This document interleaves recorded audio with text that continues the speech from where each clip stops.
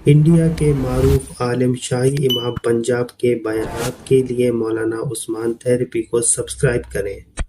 अल्लाहुम्मा बारिक अला मुहम्मद व अला आलि मुहम्मद कमा बारकता अला इब्राहीमा व अला आलि इब्राहीमा इन्नका हमीदुम मजीद। कुरान पाक में अल्लाह करीम ने वाज़े तौर पर के दिलों के अंदर है। आज दुनिया में जो मसाइल हैं उनमें बड़ा मसला एक ये है कि जितने भी लोग हैं वो अपनी अपनी जगह पर बेचैन नज़र आते हैं।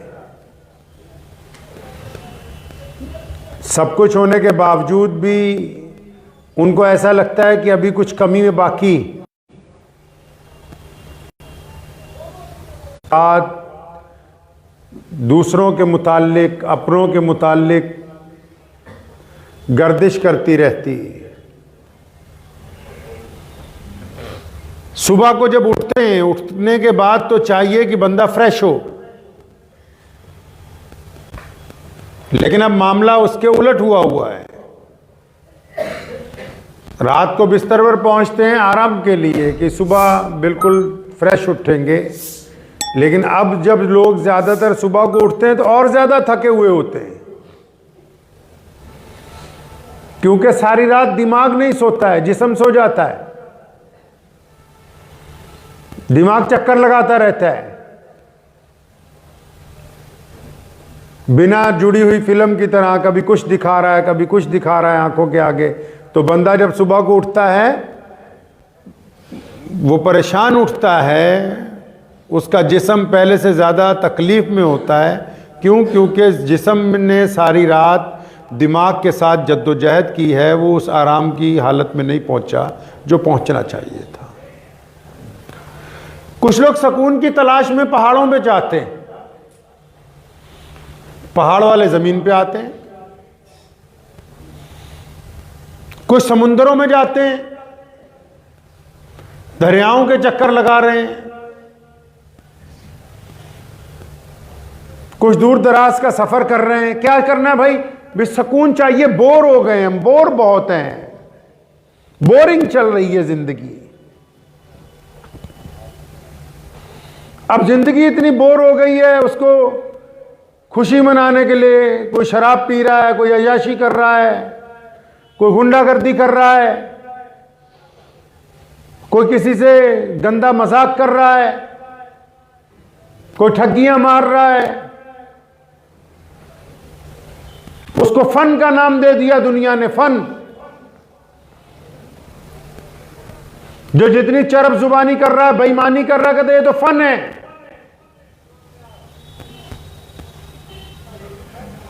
शहीद आजम सुल्तान टीपू शहीद रहमतुल्लाह अलैह के सामने अंग्रेज ने कहा था कि हम जंग लड़ रहे हैं और जंग और इश्क में सब कुछ जायज़ है, तो सुल्तान ने कहा था नहीं, इस्लाम ने कहा कि जंग हो या फिर मोहब्बत हो, उसमें सब चीज़ें जायज़ नहीं होती। मोहब्बत में जिस्म का बगैर निकाह के इस्तेमाल करना हराम है, और जंग में किसी को धोखा दे के कत्ल कर देना भी हराम है।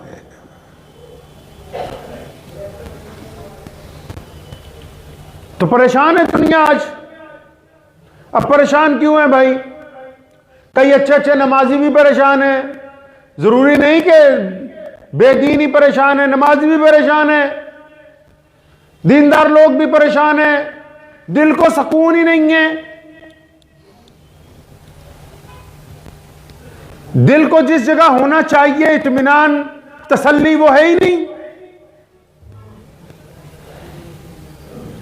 अच्छे अच्छे बड़े बड़े पहुंचे हुए वली जो आजकल अपने आप को कहते हैं, वो परेशान है। भाई क्या बात हो गई? बात यह है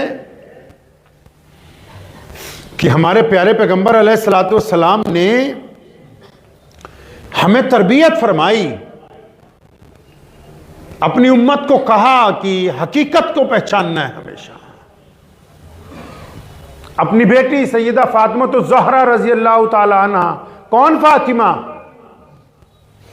जो मोहम्मदुर रसूलुल्लाह की लखते जिगर हैं, जो जन्नत में तमाम खवातीन की सरदार हैं। इस बात से अंदाजा लगा लो कि कल क़यामत के दिन जब अल्लाह का दरबार लगा हुआ होगा, जब फातिमा ने गुजरना होगा तो ऐलान होगा, तमाम नबी व कुतुब गौस अब्दाल सहाबी सब मौजूद होंगे। जब सैयदा फातिमा की सवारी गुजरेगी, हुक्म होगा कि अपनी अपनी आंखें झुका लो कि मोहम्मद रसूलुल्लाह सल्लल्लाहु अलैहि वसल्लम की बेटी गुजरने वाली है। जिनको दुनिया में रसूलुल्लाह ने बता दिया कि बेटा मेरे बाद सबसे पहले तुमने मुझसे आके मिलना है, जिनको ये बता दिया हो कि बेटा तू जन्नत की औरतों की सरदार है, तेरे बच्चे जो हैं जन्नत में नौजवानों के सरदार हैं, उनको भी रसूलुल्लाह सल्लल्लाहु अलैहि वसल्लम ने एक दिन फरमाया, फातिमा बेटा एक बात याद रखना, अगर अल्लाह करीम हिसाब लेने पर आ गए तो फिर उसका हिसाब तो तुम्हें खुद ही देना पड़ेगा। हकीकत समझा रहे हैं मोहम्मद रसूलुल्लाह सल्लल्लाहु अलैहि वसल्लम। मूसा अलैहिस्सलाम का आखिरी वक्त आया ना, जब फरिश्ता पहुंचा, नबियों के पास जब फरिश्ते आते हैं जान निकालने के लिए, उनको बताना पड़ता है आके कि हम फला फरिश्ते इस काम के लिए आए। जैसे फरिश्ता पहुंचा मलकुल मौत, उसने सलाम किया और जब उसने जान निकालने की बात की, हजरत ने इतनी जोर से थप्पड़ मारा कि वो वहां दूर जाके गिरा, उसकी आंख निकल गई एक। अल्लाह के करीबी थे ना, अल्लाह से बातें करते थे ना, मूसा कलीमुल्लाह थे। ओए तेरी इतनी जुर्रत, तू मूसा की जान निकालने आया, भाग जाए यहां से। और फरिश्ता वापस अल्लाह के पास गया कि अल्लाह वो तो आपका जो नबी हैं वो तो नाराज हो गए। फरमाया अच्छा जाके कह दो कि बैल की पुश्त पर हाथ फेरें, जितने बाल एक हाथ के नीचे से गुजर जाएंगे उतने 1000 साल उम्र बढ़ा देंगे हम। मतलब अगर हाथ फेरा 10 बाल गुजरे तो 10,000 साल। अब बाल कितने होते हैं आपको अंदाजा? तो पहुंच गया वापस कि हजरत वो अल्लाह ने हुक्म दे दिया है कि आप इस जानवर की पुश्त पे हाथ फेरिए, जितने बाल गुजर जाएंगे हाथ के नीचे से उतने 1000 साल उम्र बढ़ा देंगे। फरमाया अच्छा उसके बाद क्या होना है? उसके बाद क्या होने वाला है? फरमाया उसके बाद फिर मौत आने वाली है। फरमाया जब इतने 1000 साल गुजरने के बाद फिर मौत आने वाली है तो हम फिर हकीकत को क्यों ना पहचाने? उस बात को छोड़ दो कि हमने पुश्त पर हाथ फेरना है, फिर जब जाना 1000 साल बाद है तो फिर उससे बेहतर आज क्यों नहीं जाना चाहते? मसला दुनिया का यह है कि जो हकीकत है हम उस हकीकत को तस्लीम ही नहीं कर रहे।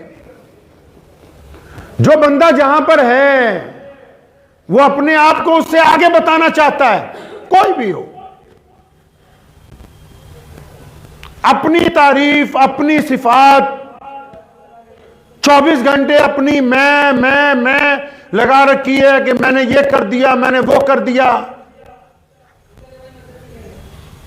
मसला ये फंसा हुआ है घर वालों के साथ भी कि अबे मान लो मैंने तुम पे एहसान किया है, तुम्हें घर बना के दिया, तुम्हारे लिए खाने का इंतजाम कर रहा हूं, तुम्हारे लिए ये कर दिया, भाइयों के लिए कर दिया, मां बाप के लिए कर दिया। जो लफ्ज मैं है जो नहीं है वो अपने आप को बताना चाहता है,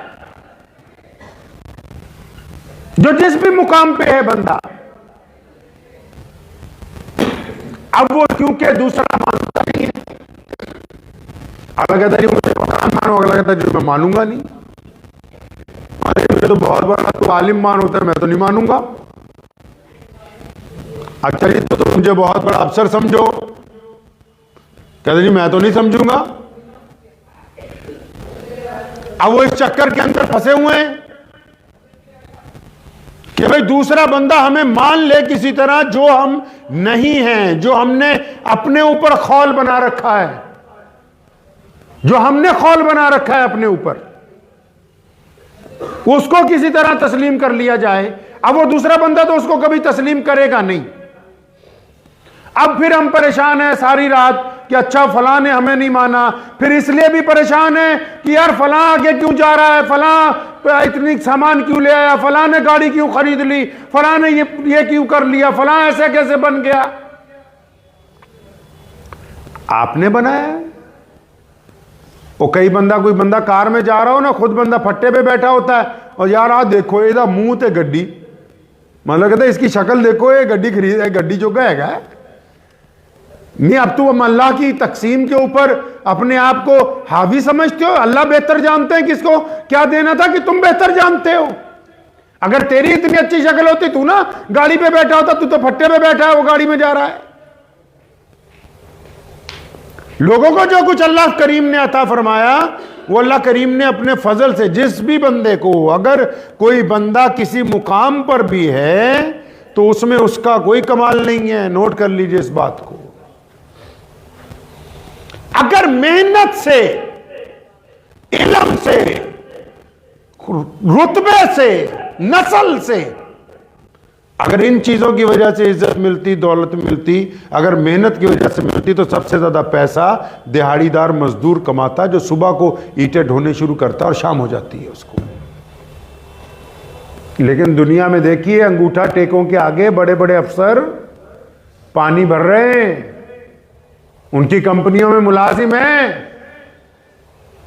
कंपनियों में जाइए, कंपनी का चेयरमैन अंगूठा टेक होता है और मैनेजिंग डायरेक्टर पता नहीं कितनी 1000 डिग्रियां उसके पास, लेकिन वो उसके मतहत है।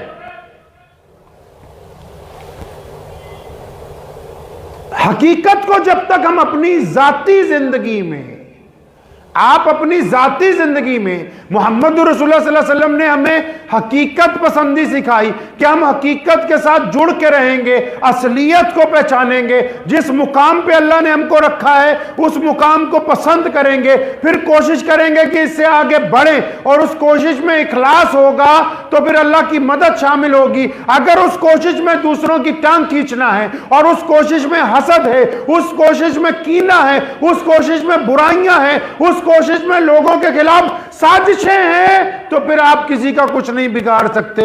जहां पर हैं आपको उससे भी एक पायदान पीछे चले जाना है, उस पायदान से भी पीछे चले जाना है।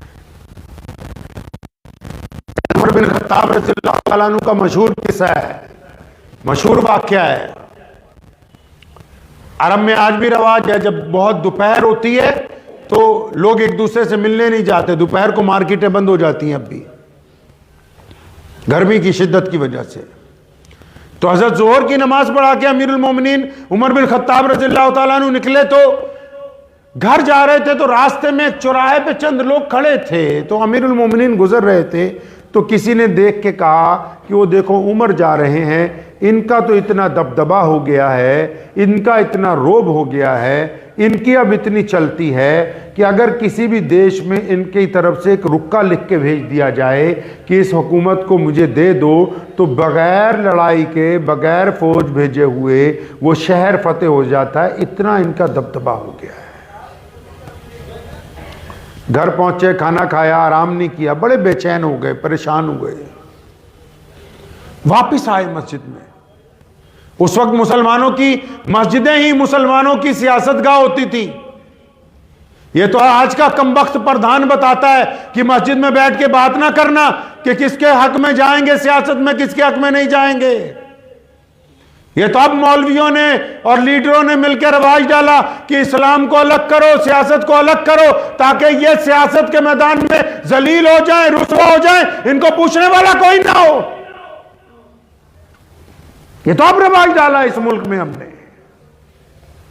उस दौर में सब कुछ मस्जिद में होता था, नमाज भी मस्जिद में, हुकूमत भी मस्जिद में, सियासत भी मस्जिद में, एनजीओ भी मस्जिद में, खैराती इदारा भी मस्जिद में, यतीमों की कफालत भी मस्जिद में, तालीम भी मस्जिद में, मिस्कीनों की मदद भी मस्जिद में, लोगों के माहनामे वजीफे भी मस्जिद से।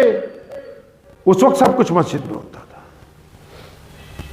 तो हजरत वापस पहुंच गए मस्जिद। वापस दोपहर को ही कैबिनेट की मीटिंग बुला ली। बड़े बड़े सहाबा उसमें थे, हज़रत अबू अय्यूब अंसारी रज़ियल्लाहु ताला अन्हु जैसे लोग, फुकराए सहाबा सैयदना अबू ज़र गफ़ारी रज़ियल्लाहु ताला अन्हु, अमीरुल मोमिनीन सैयदना उस्मान बिन अफ़्फ़ान और मौला अली करमुल्लाह वजह जैसे लोग। दोपहर को ही कैबिनेट की मीटिंग बुला ली। अब उस दौर में कैबिनेट की मीटिंगें होती रहती थी उमर रज़ियल्लाहु ताला अन्हु की, बार बार कि आज फलां मुल्क फतेह हुआ, आज फलां जगह गवर्नर लगाना है, आज फलां गवर्नर उतारना है, आज फलां शहर नया बसाना है, आज फलां किला जो है वो मिल गया, रोज मीटिंगें होती रहती थी।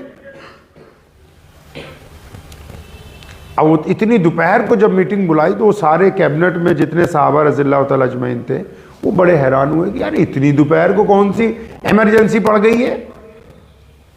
अब जब वो सब आ गए, ध्यान से सुनना इस वाक़े को, ये आप सबके लिए, जब सारे सहाबा आ गए जो कैबिनेट में थे तो उमर रज़ियल्लाहु ताला अन्हु मेंबर पे खड़े हुए। क्या कह रहे हैं खड़े होके?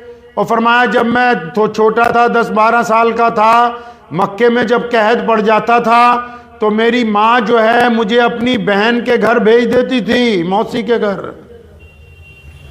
उसके गांव जहां वो ब्याही हुई थी। कहती थी जब मैं वहां, कहते हैं फरमाते हैं कि जब मैं वहां पहुंचता था तो उस घर के लोग कहते थे लो देखो मक्के के भुक्कड़ आ गए, क्योंकि मक्के में कहत पड़ जाता था गर्मियों में, तो मुझे वहां भेज देती थी गांव। तो फरमाते हैं कि मेरी मौसी का मियां मुझे देख के कहता था ये मक्के के भुक्कड़ आ गए हैं, अब ये यहीं रहेगा 2 महीने, मुफ्त की तोड़ेगा। तो उसने मुझे अपने ऊंट पकड़ा देने सारे 20-25 और मुझे सुबह को भेजना जंगल में कि इन ऊंटों को चराओ। फरमाया मैं शाम को आता था तो मुझे 1 मुट्ठी खजूरों की या कभी 1 मुट्ठी किशमिश की जो है वो दिया करता था। तो साहबा ने कहा अमीरुल मोमिनीन ये जो आप किस्सा सुना रहे हैं ना, ये तो हमें पता ही है, हम भी वहीं रहते थे मक्के में, हमें पता है कि क्या होता था तुम्हारे साथ। और फरमाया नहीं यार तुम्हें पूरी बात नहीं पता।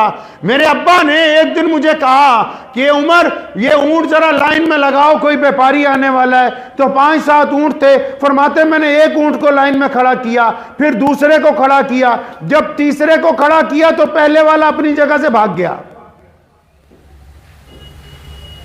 फरमाया मैंने पहले वाले को पकड़ के खड़ा किया, जब चौथे को लगाया तो तीसरा निकल गया बीच में से, फिर तीसरे को लगा के 5वें को पकड़ा, दूसरा भाग गया।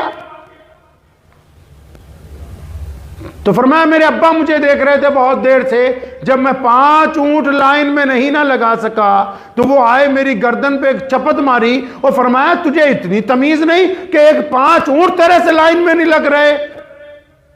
साहबा ने कहा अमीरुल मोमिनीन हमें यह भी बात पता है, आपका मतलब क्या है? तो सैयदना उमर रज़ियल्लाहु ताला अन्हु रोने लगे। फरमाया मैं गुजर रहा था ना, लोगों ने कहा उमर का बड़ा दबदबा है, उमर का बड़ा रोब है, तो मैं तुम्हें इसलिए दोपहर को बुलाया कि तुम्हारे सामने अपनी औकात याद कर सकूं कि जब हम मुसलमान नहीं थे, जब तक रसूलुल्लाह नहीं आए थे, जब तक हमारे पास ईमान नहीं था, तो उमर से तो 5 ऊंट लाइन में नहीं लगते थे। आज 22 लाख मुरब्बा मील के ऊपर उमर हुक्मरान नहीं कर। नारे तकबीर, नारे तकबीर, नारे तकबीर, दीन इस्लाम, नारे नबूवत, नारे तकबीर। हकीकत को नहीं छोड़ा। एक दिन जुमा पढ़ाने के लिए पहुंचे, कुछ देर हो गई, दरवाजे पे सैयदना अबू ज़र गफ्फारी रज़ियल्लाहु ताला अन्हु थे, बड़े जलीलुल कदर साहबी, फुकराए सहाबा में से हैं, हजारों लाखों रुपए भी जब किसी ने दिए 1 घंटे में लुटा दिए, 1 घंटे में बांट दिया करते थे, खुद फाके से जिंदगी गुजारी। तो उमर देर से पहुंचे, डांटा और फरमाया तेरे नौकर हैं, तू देर से आया जुमा पढ़ाने के लिए। तो सैयदना उमर फारूक रज़ियल्लाहु ताला अन्हु खड़े हुए और फरमाया मेरी गलती नहीं है, मेरे कपड़े जो हैं गीले थे, एक ही जोड़ा है मेरे पास, हाथ लगा के देख लो अभी भी गीले हैं। हम लोग इसलिए परेशान हैं, ये दुनिया में जितने लोग हैं क्यों परेशान हैं? बड़ी बड़ी कोठियों वाले, महलों वाले, आम लोग सारे क्यों परेशान हैं? हम कहते हैं लोग हमारे वजूद से आगे जाके मानो हमें, हम हकीकत को नहीं पहचानने के लिए तैयार। जो जिस हकीकत में अल्लाह ने हमें पैदा किया, जिन हालात में हम रहते हैं, जो हमारे माँ बाप हैं, हम तो दूसरे के खूबसूरत माँ बाप को देख के अपने माँ बाप को माँ बाप कहने के लिए तैयार नहीं, दूसरे के अच्छे घर को देख के अपने घर को घर दिखाने के लिए तैयार नहीं। अल्लाह ताला ने जिस हालत में जिसको रखा है वो तब भी लाखों करोड़ों लोगों से बेहतर है। दिल बेचैन है, परेशान है कि यार रिश्तेदार मान ले किसी तरह, मुझे मेरे मोहल्ले वाले मान ले कि मैं बहुत चीज बन गया हूं, शहर वाले मान ले, मनवाने वाली जात तो अल्लाह की है। आपके मानने ना मानने से कुछ नहीं होगा। नमाजियों के दिल परेशान है, अरे मान लो मोहल्ले वालों में 5 वक्त का नमाजी हूं, अजी मैं तहज्जुद पढ़ रहा, मैंने तो इशराक की नमाज पढ़ी, आज रात तहज्जुद पढ़ने आया था, सारी रात परेशान रहा, लोटा नहीं मिला, जानमाज नहीं मिला। मतलब तू दुनिया को बताना चाहता है कि मैं नमाजी हूं। दिल मुतमईन नहीं है, दिलों का रोग लगा हुआ है। दिल को भी 2 तरह के रोग लग जाते हैं ना, एक तो ज्यादा कौरमे बिरयानियां खाने से इसकी ब्लॉकेज बढ़ जाती है इसमें ना, और दूसरा ज्यादा मैं करने से भी ये बेचैन हो जाता है, इसमें टिकाव नहीं आता है। फिर अगर आप दिल का सुकून चाहते हैं, कई लोगों को सुकून है नहीं, 2-2 मिनट बाद, 2-2 घंटे बाद, हर एक दिन देखो नए लोगों के साथ खड़े गप्पे मार रहे हैं, यार मैं ये हूं, मैंने ये किया था, मैं वो हूं। अगर किसी को देखना हो कि बंदा ढंग का है या बेईमान है, ईमानदार है नहीं है, खानदानी है या गैर खानदानी है, सबसे पहले यह पता करो कि इसके यार कितने पुराने हैं। अगर तो यार वही हैं जो बचपन में थे, तब तो ईमानदार भी है, खानदानी भी है। अगर ये नए नए यार बनाता है तो ये बदतरीन कमीना इंसान है। बुल्ले शाह ने कहा ना कि नवे नवे ना यार बनाइए, वांग कमीने आ लोका, नवे नवे दोस्त बनाता है। इसको तो सिर्फ मैं की पड़ी हुई है, रोज नई यारियां गांठता है। किसी मस्जिद में जाते हैं हम लोग पूरे मुल्क में, तो मस्जिद की हालत देख के भी पता लग जाता है। अगर तो इमाम, अब ये हो सकता है ये गुफ्तगू किसी को अच्छी ना लगे, अगर तो इमाम 25-30 साल पुराना है, फिर तो पता लगता है कमेटी पढ़े लिखे लोगों की है, दानिश्वरों की है। जहां हर 15 दिन बाद, 2 महीने बाद, 6 महीने बाद इमाम बदल रहा है, तो कम से कम कमेटी भी कभी पढ़े लिखे लोगों की बदल के देख लो, जो कम से कम इंसान बन के मस्जिद को चला ले। निजाम वही लोग होते हैं जो मुखलिस हों और जिनका दिल ठहरा हुआ हो। और दिल कब ठहरेगा? अल्लाह के जिक्र के साथ। अल्लाह ने कुरान में वाज़े तौर पे कहा, आप चाहे पहाड़ों में घूम लो, आप जमीन के खित्तों में घूमो, आप समुंदर की गहराइयों के अंदर चले जाओ, हवा में पैराशूट लेके गोते लगाते रहो, चाहे बाजारों के अंदर खरीदारी करते रहो, बेहतरीन आइसक्रीमें खाओ, अच्छी कॉफी शॉप पे जाओ, नमे नमे यार बनाओ, बेइंतहा काम करो, लेकिन आपको सुकून नहीं मिलेगा। बिस्तर पे रात को थके हुए पहुंचोगे। हाँ, अगर 24 घंटे में नमाज के साथ कभी कुछ वक्त आप निकाल लें, 10 मिनट का, 15 मिनट का, जिसमें आपका दिल अल्लाह के जिक्र के लिए राजी हो जाए, खुदा के जिक्र के लिए, उस पालनहार के लिए। कुरान पढ़ा कभी? कुरान ने कहा अल्हम्दुलिल्लाह रब्बिल आलमीन। अल्लाह ने यह नहीं कहा कि मैं तुम्हारा रब हूं, फरमाया रब तो हूं लेकिन पालनहार हूं। जिस तरह मां बच्चे को पालती है, फरमाया कायनात का पालनहार हूं मैं। कुछ वक्त अपने रब के लिए निकालें, थोड़ा सा, जिसमें अल्लाह का जिक्र हो, उसकी तस्बीह हो और दिल की तवज्जो अल्लाह की तरफ हो। तवज्जो जब तक अल्लाह की तरफ नहीं होगी, दीनदार लोग क्यों नाकाम है? ये बड़े बड़े लोग दुआएं करते हैं, क्यों कबूल नहीं होती? क्यों टुकड़े हो रहे हैं बड़ी बड़ी जमातों में? मुल्क की जितनी हमारी बड़ी जमातें, चाहे वो मुसलमानों की मौलवियों की जमातें हो, चाहे वो दीनदार लोगों की जमातें हो, सब में टुकड़े हो रहे हैं। क्यों? क्योंकि हुब्बे जा बढ़ गई है। हुब्बे जा बढ़ गई कि मुझे मानो, अल्लाह और उसके रसूल को मानने की बात नहीं है। वो कहते हैं अल्लाह रसूल का नाम हम लेते हैं, मानो हमें तुम।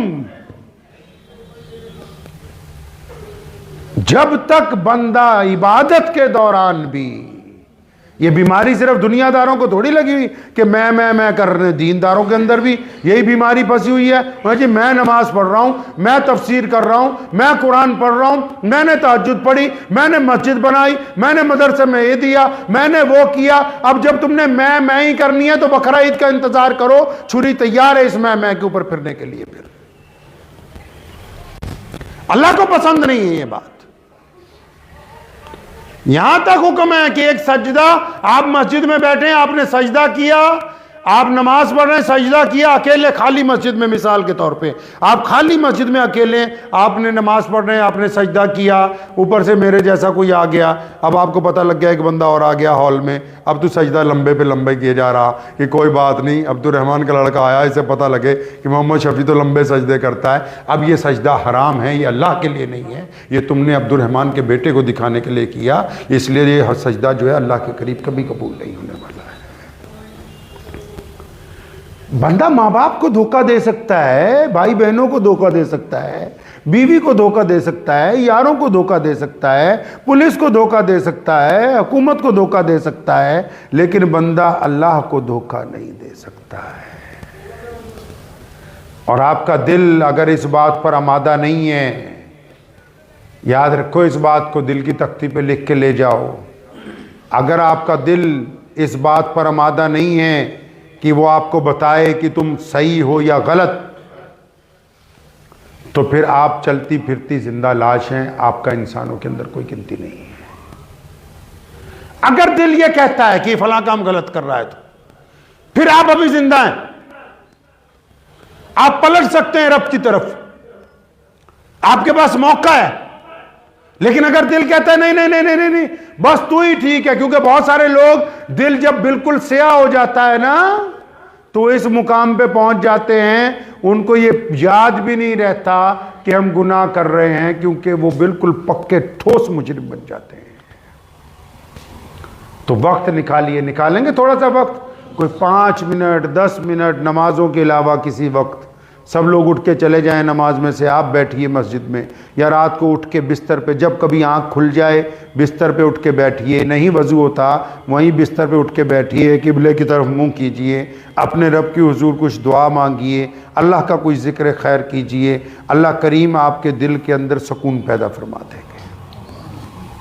और जब दिल में सुकून हो जाएगा तो अल्लाह ने की तरफ से बड़ी इज़्ज़तें, बड़े रास्ते खुलने वाले हैं इंशाअल्लाह ताला। और अगर दिलों में सुकून नहीं है, फिर तो बस पैसा ही है, पैसा साथ में जाने वाला है नहीं, यहीं पे रह जाना है, पैसा यहीं पे रह जाना है, पैसा किसी के साथ नहीं गया, अमल सबके साथ जाने वाले हैं। तो दिल का सुकून अल्लाह के जिक्र में, अपने रब को याद करें, अपने रब का नाम लें, अल्लाह की तरफ मुतवज्जो करें अपने दिल को, और ये राज अपने और अपने अल्लाह के दरमियान रखें। जिस तरह आप सोचते हो ना कई गुनाह है, छुपा लें किसी को पता न लगे, इस तरह अगर आप अपनी और अल्लाह की दोस्ती को छुपा लें ना, तो किसी को पता ना लगे, तो ऐसी ऐसी जगह आपको इज्जत मिलेगी कि आपको अंदाजा भी नहीं होगा, अंदाजा भी नहीं होगा आपको, आपके वहमो गुमान से ज्यादा। लेकिन अगर आप मैं करने लगे कि जी बस मैं ही हूं सब कुछ, तो फिर तो इस ज़मीन पर बड़े बड़े कब्रिस्तान हैं जहां ऐसे लोग रह रहे हैं जो कहते थे अगर हम चले गए तो फिर ये दुनिया बाकी रहने वाली है नहीं है। तो दुआ कीजिए अल्लाह करीम मुझे भी और आप सबको भी इन बातों पर अमल करने की तौफीक अता फरमाए। व आखिर दावाना अनिल हम्दुलिल्लाह।